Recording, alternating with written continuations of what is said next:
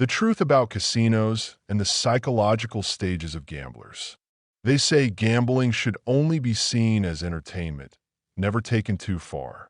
Because if you play too much, you can't win. You can't beat the casino. They take a cut of every hand. Think about it simply. Which games have the lowest house edge? Even Baccarat charges you about 5% per hand. If you play 40 hands and break even, you still lose money. The bigger you bet, the more you lose. And me? I don't teach people to throw money into gambling. Those words come from Stanley Ho, the king of casinos in Macau. He was a billionaire entrepreneur, founder, and chairman of SJM Holdings, a company owning 19 casinos in Macau. Welcome to the Think Billion X channel. Want to know how Stanley Ho's skills earned him the title King of Casinos? The answer lies in his motto: if you don't gamble, you win. Regarding gambling, Stanley Ho's philosophy was clear. Not playing means not losing. He not only abstained from gambling himself, but also forbade his family from participating. He understood the rule: 10 times you gamble, 9 times you lose. In a TV interview, he candidly said, "I always advise people sincerely. Gambling should only be entertainment. Don't play too much. If you do, you're not guaranteed to win, but the house always takes its commission." I've said it, but people don't listen. Even if you break even after 40 hands, you lose money. He also admitted that no matter how rich you are, you can't outplay the casino. The gambling industry has a little-known secret. It doesn't fear players winning. It fears them not showing up. Casinos know that if players keep gambling, they'll eventually lose everything. So why do people keep playing? Are they out of their minds, drugged, or addicted? Gambling addiction is a natural human weakness, especially in Eastern cultures. Among the 3 major vices, gambling, prostitution, and drugs, gambling destroys families the most. Drug addiction is harmful, but for billionaires, even if addicted, the cost of drugs today is unlikely to bankrupt them. However, once caught in gambling spiral, even with millions or billions of dollars, you can end up broke due to debt. Remember, whether online or in person, gambling's destructive power is the same. Some people walk away after losing all their money, showing some discipline. But it's not rare for others to keep playing, borrowing more to chase losses. Why does this happen? Let me share some real-life gambling experiences that might make you think. Kais mo leming shojagi. Perhaps no one has suffered from gambling as much as Min, who lost everyone's trust. In 2011, Min started betting on soccer matches. His first bet was $400, and he won $3,200, an unexpected windfall. The scariest thing about gamblers is their lack of appreciation for value and denial of honest labor. In less than 3 months, Min won over $40,000, starting with just $8,000. Even working hard for a year, he'd struggled to earn $4,000. Yet in a short time, he made a fortune. He quit his stable job at a major construction company to focus on soccer betting full-time. This marked the beginning of his financial ruin. All plans and loss-cutting strategies went out the window when he started losing. He only wanted to recover his money quickly, but that was the pitiful delusion of a gambling addict. Just 3 months after winning $40,000, Min was broke. He lost interest in everything, even job hunting, despite multiple offers from companies. Eating and paying bills became increasingly difficult. Worst of all, he completely rejected the value of honest work. He lost over $120,000, including $80,000 borrowed from his parents and banks. The massive debt and desire to recoup losses drove him to madness, destroying himself. He began borrowing from loan sharks at a staggering 3% monthly interest rate. In less than 6 months, he lost everything. His credit cards couldn't cover the financial hole anymore. Banks, overdue for over 6 months, prepared to sue him. He had to pay over $8,000 monthly, with $2,800 just in interest. If Lamin had confided in his family, sought help from friends to pay debts, and quit gambling, he could have rebuilt his life. But he didn't. He hid from his parents and sold their 130 square meter house. After paying off loans, he was left with just $8,000. He then hid in a hotel for a month, cut off communication, and kept gambling, thinking he needed to win $80,000 to buy a small house and start over. Within a month, he was down to $4,000. Planning to escape, unable to face his parents, he wrote a letter, transferred the remaining $4,000 to his mother, and trembling with fear, went to the hotel's top floor to face his fate. He despised himself, fearless in gambling, but terrified now. That night, fueled by alcohol for courage, his parents found him through hotel booking information. Back home, Lamin lay in bed for 2 months, doing nothing. His family didn't blame him much. A year after the tragedy, housing prices had risen by over $120,000. His parents, who worked their whole lives to buy him a house, bore the heavy consequences of his actions. Within a few short years, a well-off family fell into ruin. After 6 months of despair, Lamin decided to quit gambling and rebuild. But years of ignoring value made starting anew tough. He lived with his parents in their hometown, working a job paying less than $400 a month. The stark contrast to his past life and peer pressure made him think suicide was better. He felt like a complete failure. At 30, Lamin had no home, only an old car, and was broke from gambling. His marriage collapsed after 14 years of neglecting work, obsessing over gambling, and contemplating suicide. But one day, his father entered his room and said, "Son, go back to the city and start over. Find a small job, and things will gradually be okay.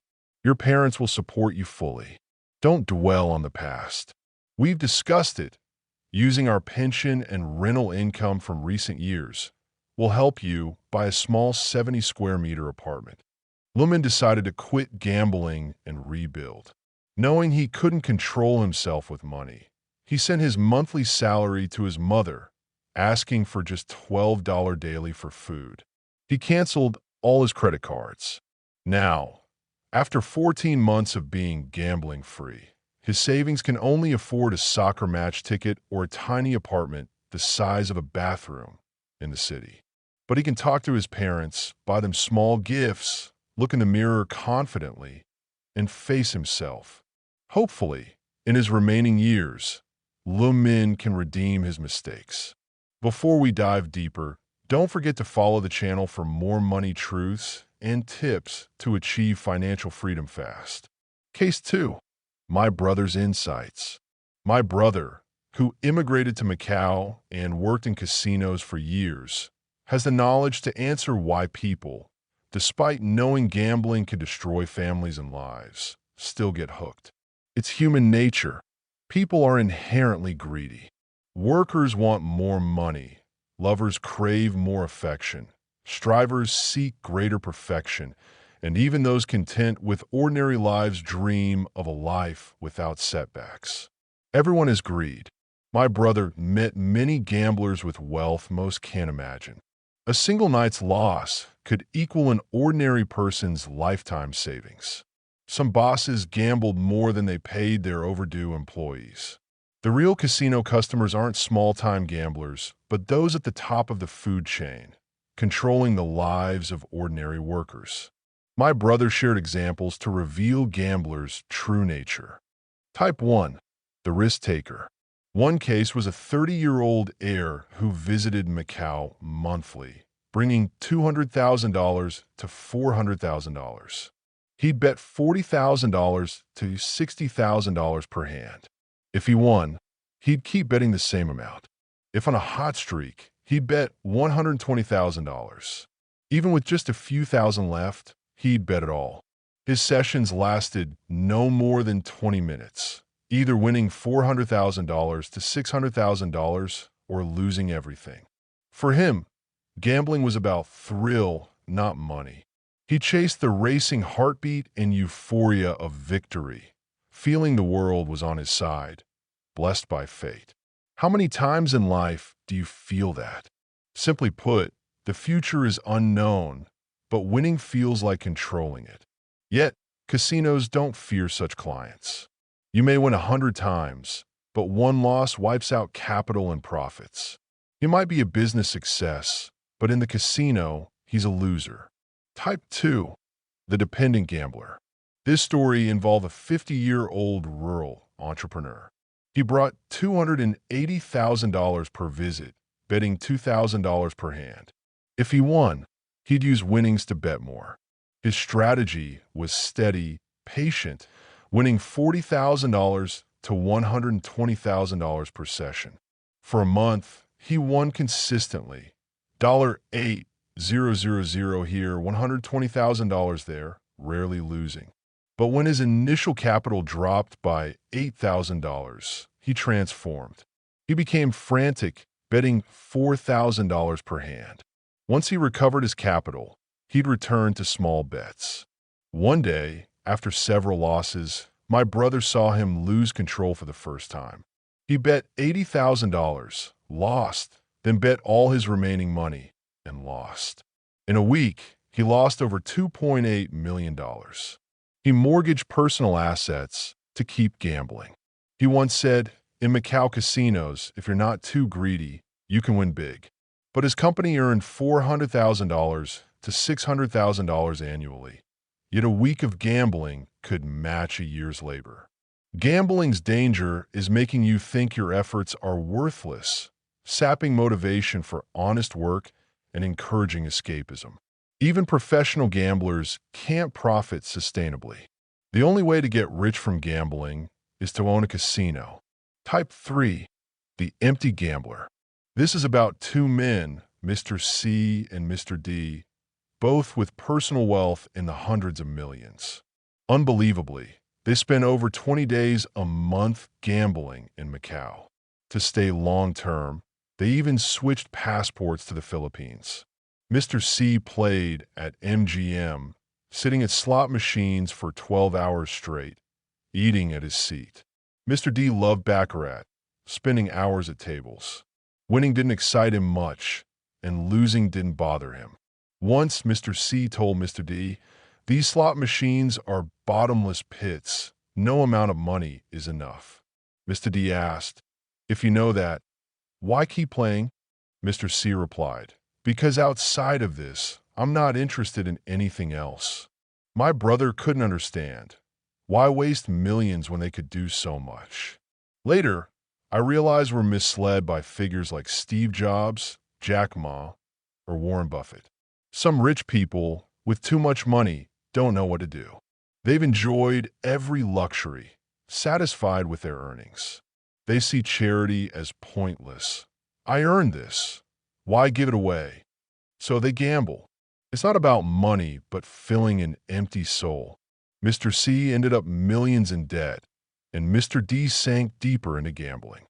These stories reflect human nature in gambling. External factors fueling gambling. If you've been to Macau, you know casinos offer enticing perks to keep you coming back. You get a membership card to earn points from gambling, redeemable for phones, hotel rooms, and more. In VIP rooms, guides escort high rollers. If you play, they cover hotels, transportation, meals, even helicopters for big players. They'll shop for you, better than a personal assistant. Many tourists don't know most VIP rooms are run by gambling brokers. Once they trust your ability, they'll lend you casino money. Win, and you cash out. Lose, and you get a repayment deadline. This is a thriving business. If table bets are too low, you can join high-stakes games like Dragon Tiger, betting tens of millions of dollars. Don't want to travel to Macau? They offer phone betting via apps for baccarat, relaying each hand score. You just say how much to bet. Why are people obsessed with baccarat? Because it's fair? Wrong. It has a pattern, the world's most sophisticated scam, making players believe they can predict outcomes. Beyond casinos, Macau is known for luxury clothing stores, jewelry shops, and nightclubs with stunning women from around the world. The lavish, decadent atmosphere tempts you to spend. Casinos are like ticking ATMs, beckoning you warmly. Fun fact: restaurants near casinos rarely serve Portuguese or Hong Kong cuisine. Instead, they offer dishes from mainland China, Northeast, Sichuan, Hunan, Shanghai, to cater to Chinese visitors. Unlike Hong Kong's aloof attitude toward mainlanders, Macau's locals bow respectfully to them. Deep down, they may not respect them, but money is king. Honestly, I've never liked Macau. It's a city screaming money above all. Compared to Shanghai's glamour, Macau epitomizes raw human pragmatism. Though my brother worked in gambling, I sincerely urge you to stay away. Gambling is toxic, potentially deadly before you realize it. Why do people play until they're broke, even borrowing to continue? One simple phrase: as long as you breathe, you can recover. Most gamblers refuse to admit defeat, believing they're not losers. Few truly understand the gambling demons around us or why loved ones and friends turn greedy, terrifying, and ugly. A true gambling addict isn't born that way. They were once ordinary, like us. A moment of greed pulls them into gambling's abyss. Someone once described a black market casino, not a real casino, but a scam syndicate disguised as one. Each person played a role, and players' money wasn't lost to gambling, but to fraud. Does a legal casino like Macau spare you from losing everything and borrowing to play? Absolutely not. Gambling leads to ruin, lost homes, money, everything. Instead of gamble 10 times, lose 9, it's gamble 10, lose 10. Casinos in Las Vegas and Macau differ from black market ones. They don't need to spend time or effort scamming prey. They use the big tree principle, explained later. The core issue is that many don't understand gambling or addict psychology, making it hard to help loved ones escape. Even anti-gambling advocates struggle because they don't grasp addicts' minds. They know it's not gambling, but a scam. So, does finding a legal, fair casino make gambling safe? No. Let's examine how an ordinary person, a loved one, turns into a terrifying gambling addict. This process has 4 stages. Stage 1, caution. Entering a casino, everyone's cautious, betting small amount for fun. Winning a few $100s, they tell themselves to stop. Most can still control themselves. But one lucky win of $4,000 sparks dreams of winning that every visit. Macau offers more than gambling. Entertainment abounds, but back to the point. You start chasing $4,000 per visit. You'll occasionally hit that mark easily, walking away. But sometimes you win $2,000 to $3,200. Not enough. You keep playing. Then you lose.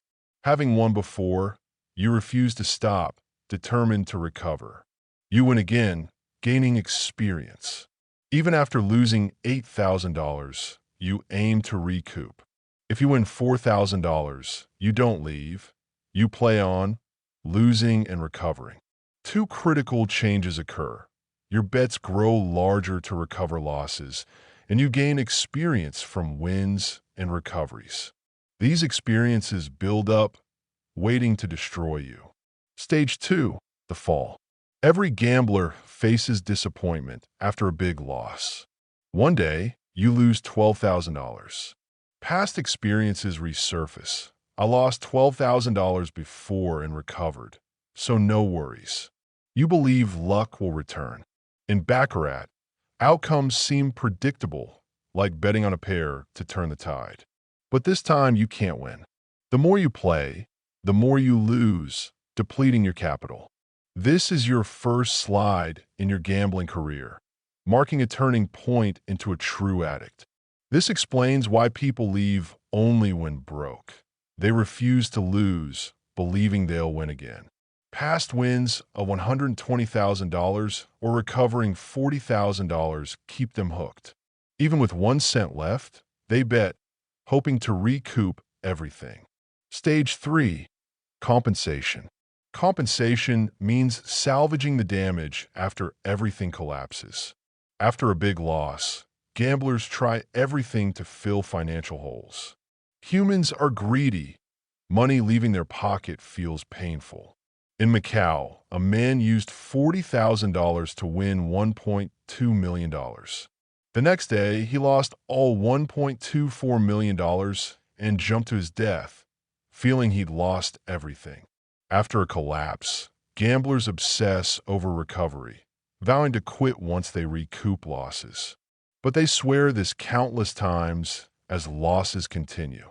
Losing $800,000, rational gamblers realize they can't recover in one go. They plan, if I can't win it back once, I'll do it in 10 $80,000 wins. This traps them in gambling's endless cycle.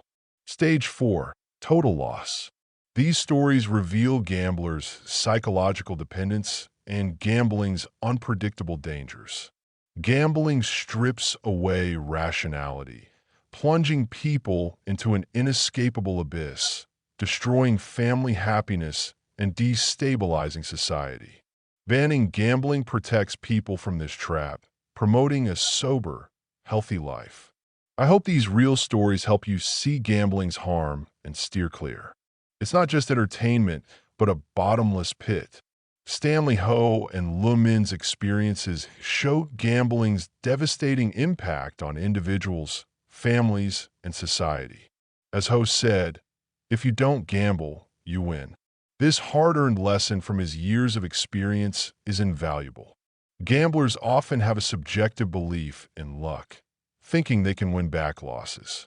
But the deeper they sink, the harder it is to escape. Banning gambling maintains social order and protects family peace. May you and I stay clear-headed, avoid gambling, and cherish our happy lives. Thank you for tuning in. If you found this valuable, share it with friends and family. Follow me for more money secrets. Goodbye and see you next time.